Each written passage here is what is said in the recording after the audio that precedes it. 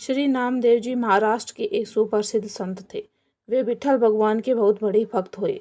उनका ध्यान सदा विट्ठल भगवान के दर्शन, भजन और कीर्तन में लगा रहता था। सांसारिक कार्यों में उनका जरा भी मन नहीं लगता था। वे एकादशी के व्रत के प्रति पूर्ण निष्ठावान थे। वे उस दिन जल भी नहीं पीते। एकादशी की संपूर्ण रात्रि को हरि नाम संकीर्तन करते थे। एकादशी को वे न अन्न खाते और न किसी को खिलाते। एक दिन एकादशी की रात्रि को वे हरि नाम संकीर्तन कर रहे थे। उनके साथ अनेकों अनेक भक्त भी संकीर्तन कर रहे थे।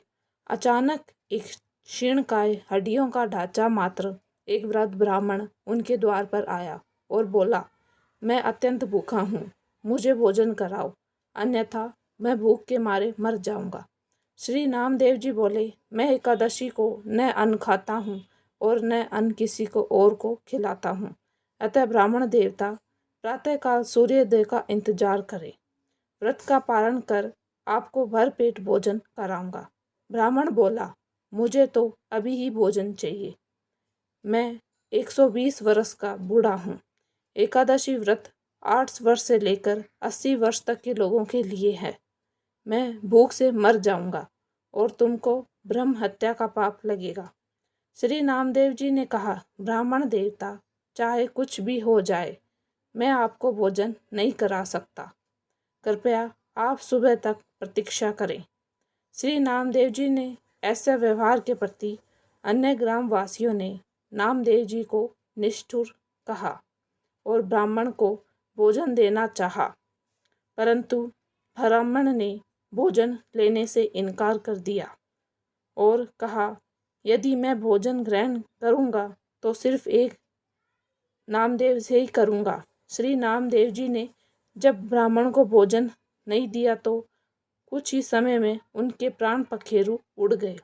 वहां उपस्थित सभी लोग श्री नामदेव जी के प्रति अपशब्द कहने लगे और उन्हें हत्यारा कहकर संबोधित करने लगे। श्री नामदेव जी कुछ न बोले, पूर्णवत विट्ठल भगवान के भजन और कीर्तन में लगे रहे तथा एक पल के लिए उठे और मृत शरीर को ढक कर रख दिया। मृतदेह के समक्ष नाम संकीर्तन करते रहे। प्रातःकाल श्री नामदेव जी ने व्रत पारण किया और एक चिता बनाई। स्वयं उस ब्राह्मण के पार्थिव शरीर को अपनी गोद में लेकर चिता पर बैठ गए।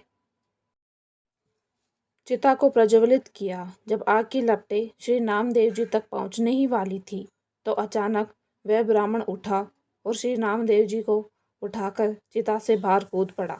जब तक नामदेव जी कुछ समझ पाते वह बूढ़ा अंतर्ध्यान हो गया। स्वयं विट्ठल भगवान ही उनकी परीक्षा लेने आए थे। इस घटना को देखकर सब आश्चर्यचकित हो गए और श्री नामदेव जी की जय जयकार करने लगे। चिता में प्रज्ञा का प्रकाश, ज्ञान का दीपक जले तभी ठाकुर जी का निराकार स्वरूप दिखाई देता है। भगवान श्रवण से चित्त रूपी दीपक जलाने का प्रयास मानव को करना चाहिए।